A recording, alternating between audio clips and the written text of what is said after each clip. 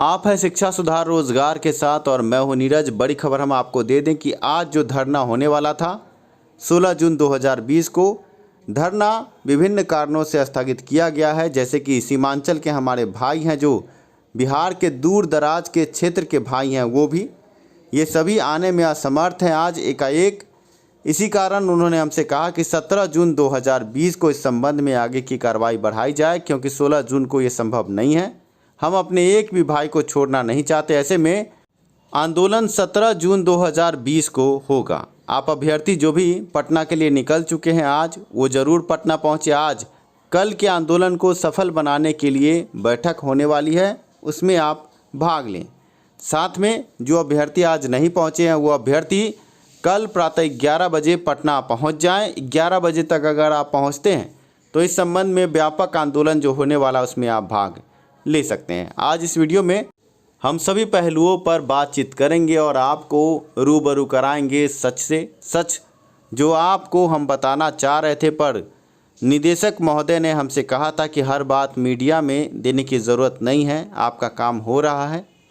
और इसी आश्वासन पर हमने उनका सम्मान किया। हमने कभी भी सामने आकर इस संबंध में आपसे कोई बात नहीं की, पर आज उस दिन की वार्ता से हम पर्दा उठाएंगे, जिस वार्ता से सभी अभ्यर्थियों को लाभ होने वाला था। वो चाहे जुलाई माह के सीटेट पास अभ्यर्थी हों, बिहार टीईटी पास अभ्यर्थी हों, या वो सीटेट दिसंबर पास अभ्यर्थी हों। हम आपको बता दें कि शिक्षा के निदेशक से हमारी बातचीत के क्रम में 20 से 25 मिनट के बीच जो बातचीत हुई है, उस बातचीत में साफ हो गया था कि अब बहाली 1,20,000 सीटों पर होगी, जिससे जुलाई माह के सीटेट पास अभ्यर्थी या बिहार टीईटी पास अभ्यर्थियों को भी दुख न हो। शुक्रवार को 2 बजे जो बैठक हमारी शिक्षा के निदेशक से हुई थी, उस बैठक में उन्होंने बहुत सारी बातों को मंथन करने के बाद हमें साफ किया था कि आपको भी मौका देंगे, क्योंकि हमने सभी बातों से उनको अवगत कराया था। हमने उम्र सीमा के कारण जो अभ्यर्थी इस बहाली के बाद किसी बहाली में शामिल होने योग्य नहीं रहेंगे, उनके बारे में बताया। साथ में महिला अभ्यर्थियों के बारे में बताया।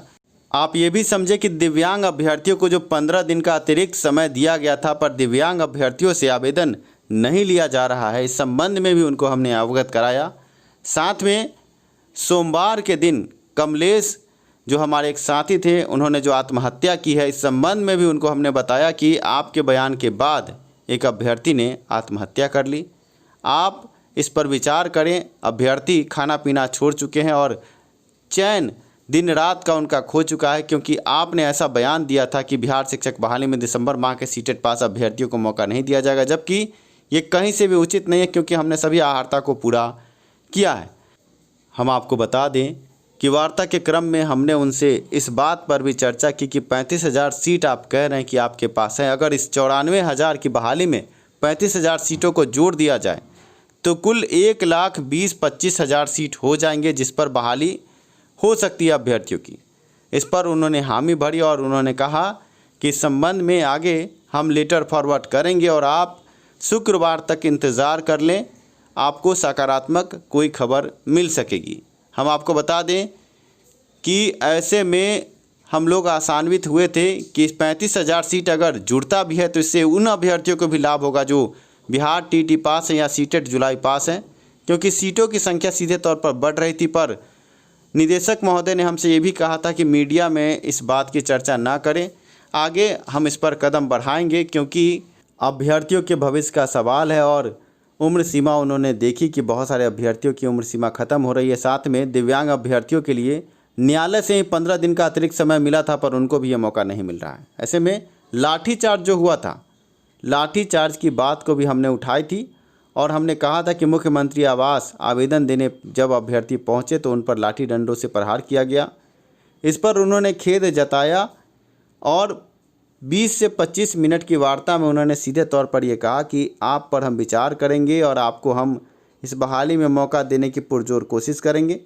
ऐसे में हमने ये उम्मीद की थी कि आगे सकारात्मक बातें सामने आएगी। और कल जैसा कि आपको पता है कि संध्या 7 बजे प्राथमिक शिक्षा निदेशक लाइव आने वाले थे और कुछ वक्तव्य देने वाले थे, पर एकाएक उन्होंने अपने पोस्ट को बदला। आप समझ सकते हैं कि उन्हें भी दुख है इस बात का कि ऐसा निर्णय सरकार की तरफ से लिया गया, क्योंकि उनकी बातों से हमें ये लगा था कि सकारात्मक बातचीत है और शिक्षा के निदेशक रंजीत कुमार बहुत अच्छे इंसान हैं और उन्होंने जो बातें कही थी वो हमने मानी थी और हमें लगा था कि हमें इस बहाली प्रक्रिया में मौका मिलेगा और हम अभी भी आशान्वित हैं कि वो कुछ अच्छा कदम उठा सकते हैं, बड़ा कदम उठा सकते हैं। पर कल जो लेटर जारी हुआ है, लेटर देखने के बाद अभ्यर्थियों में रोष है। प्राथमिक शिक्षा के निदेशक ने जो बातें वक्तव्य हमसे की थी, हमने सभी वक्तव्यों से पर्दा उठाया और आपको हमने बताने की पूरी कोशिश की कि क्या बातचीत हुई थी। ऐसे में रविवार के दिन पूरे राज्य के अभ्यर्थियों ने व्यापक आंदोलन किया। हर जिले से ये खबर आई कि बिहार सीटेट दिसंबर पास अभ्यर्थियों ने आंदोलन किया है और बिहार शिक्षक बहाली में मौके की मांग को लेकर बड़ा आंदोलन हुआ है। पूरे बिहार से ये तस्वीरें आप देख सकते हैं, आपके स्क्रीन पर जो न्यूज़पेपर की कटिंग है और वीडियो फुटेज है, आप देख सकते हैं। अभ्यर्थी हलकान थे। रविवार के दिन छुट्टी होने के बावजूद अभ्यर्थियों ने पुरजोर दम लगाया। कई विधायक, कई मंत्री लेटर जारी कर रहे थे इस पर कि दिसंबर माह के सीटेट पास अभ्यर्थियों को मौका मिले और इन सभी का संज्ञान हमने शिक्षा विभाग सचिवालय को पहुंचाया कि इस पर कार्रवाई हो। ऐसे में अभी भी हमने उम्मीद नहीं छोड़ी है। 17 जून 2020 को इस संबंध में धरना दिया जाएगा और पूछा जाएगा कि आखिर सकारात्मक बातचीत को नकारात्मक में कैसे तब्दील किया गया और इसके पीछे कौन है। जब अभ्यर्थियों ने आहारता पूरी कर ली है तो उनके साथ ये नाइंसाफ़ी क्यों। ऐसे में आप अभ्यर्थी जागरूक रहें, किसी के बहकावे में ना आए। जो भी उचित कार्रवाई है हमारे द्वारा की जा रही है और हक के लिए लड़ाई आगे बढ़ रही है।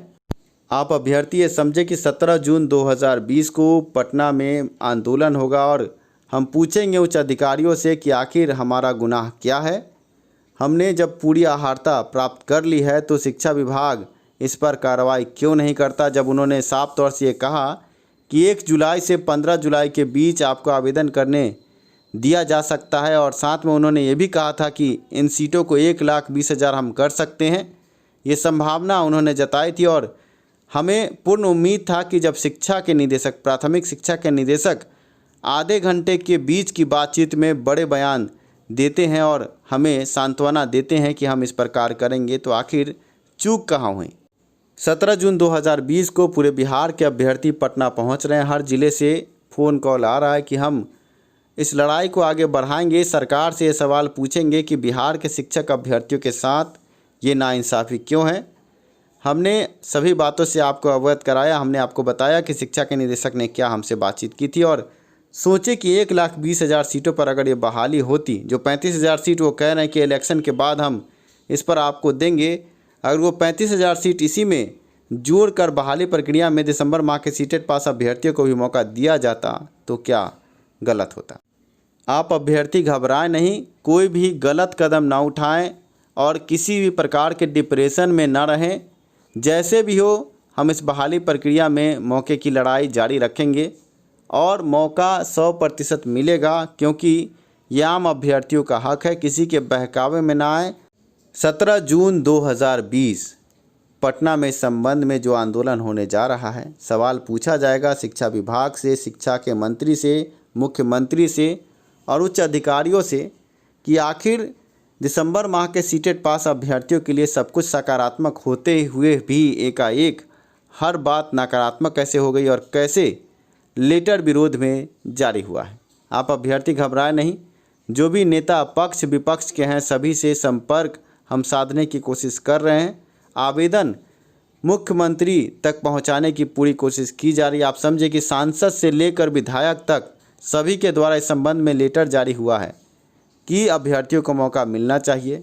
आगे जो भी कार्रवाई हमसे हो रही है हम करें। आपके स्क्रीन पर जिला अध्यक्ष की सूची है। शिक्षा सुधार रोजगार ने कल जिला अध्यक्षों के नाम की घोषणा की थी, पर कुछ त्रुटियां थी जिसको हमने बदला है। आपके स्क्रीन पर जिला अध्यक्ष के नाम की सूची है। आप अपने ज़िला के जिला अध्यक्ष से बात करें और हम आपको बता दें कि 17 जून 2020 को अपने जिला अध्यक्ष के नेतृत्व में आप पटना पहुँचे और आगे की लड़ाई को आगे बढ़ाए, क्योंकि हमने गुहार लगाई थी। गुहार सकारात्मक हो गई थी, पर एकाएक अपने बयानों से शिक्षा विभाग पलट रहा है और मौके देने की बात कह के पीठ में छुरी भोंकने जैसे हालात पैदा हुए हैं। आप समझे कि अगर नहीं ही देना था तो साफ तौर से खुले लफ्ज़ों में इस पर वो चर्चा कर सकते थे। वो हमें कह सकते थे कि आपको नहीं दिया जाएगा, पर आधे घंटे 20 मिनट की बातचीत के बाद उन्होंने समय की मांग की और हमने समय दिया भी।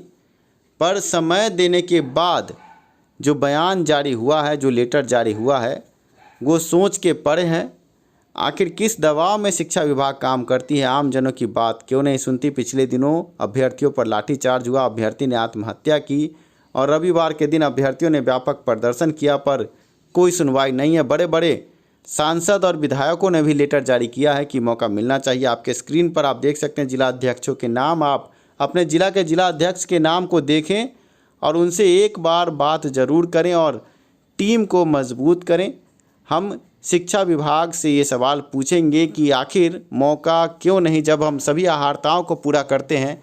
जब 1500 रुपये के शिक्षक बहाल कर रहे थे बिना किसी अहर्ता के, उस वक्त ये इस बात को नहीं सोचते। पर आज जब ट्रेनिंग करके अभ्यर्थी बैठे हैं, टीईटी पास हैं, बीएड पास है और योग्य शिक्षक हैं, तो इनके साथ ये नाइंसाफ़ी क्यों हो रही है। जिस ज़िले में जिला अध्यक्ष नहीं है वो इन नंबरों पर कॉल कर सकते हैं। स्क्रीन पर जिला अध्यक्ष ना होने पर इन नंबरों पर कॉल करके आप अपने जिला अध्यक्ष के संबंध में जानकारी ले सकते हैं। हम पूरी कार्रवाई कर रहे हैं कि आपको हक मिले और शिक्षा के निदेशक, प्राथमिक शिक्षा निदेशक से भी हमारी ये गुहार है। साथ में शिक्षा मंत्री और प्रधान सचिव से भी हमारी ये गुहार है कि अभ्यर्थियों का दर्द सुना जाए, क्योंकि एक बार चुनाव आ गया, चुनाव के बाद अभ्यर्थी कहाँ रहेंगे और आप कहाँ रहेंगे ये कोई नहीं जानता। अभी आपके हाथ में है, अभ्यर्थियों की ज़िंदगी आपके हाथ में, अभ्यर्थियों का भविष्य आपके हाथ में है। आपने सकारात्मक बातचीत की थी, पर आज वो नकारात्मक कैसे हो गया। आपके स्क्रीन पर आप देख सकते हैं कि विभिन्न ज़िलों में अभ्यर्थियों ने सोशल डिस्टेंसिंग का पालन करके पूरा व्यापक प्रदर्शन किया था, आंदोलन किया था और सभी को ये उम्मीद थी सकारात्मक बातचीत का नतीजा सकारात्मक ही होगा। पर ये नकारात्मक कहाँ से आई है, इस नकारात्मक को ख़त्म करें। आपने जब 1 जुलाई से 15 जुलाई के बीच समय देने की बात की थी, तो इस पर विचार करें। अभी भी वक्त है, अभी भी कुछ बिगड़ा नहीं है। आप सोचें कि चुनाव के बाद आप 35,000 सीटों की बात करते हैं, चुनाव के बाद क्या हालात होंगे ये कोई नहीं जानता। कोरोना प्रकोप दिन ब दिन बढ़ता ही जा रहा है। इस बीच में आम अभ्यर्थी जो पास हो चुके हैं, अगर इनको मौका मिल ही जाता है तो आप इनको नौकरी नहीं दे रहे हैं, आप इन्हें आवेदन करने का मौका दे रहे हैं। आप समझे कि आवेदन के बाद नियोजन इकाई ये फैसला करेगी कि नौकरी देना है या नहीं। ऐसे में आवेदन से वंचित ना करें, अभ्यर्थियों को मौका दें। धन्यवाद वीडियो देखने के लिए, साथ देने के लिए। शिक्षा में सुधार हो, सभी के पास रोजगार हो।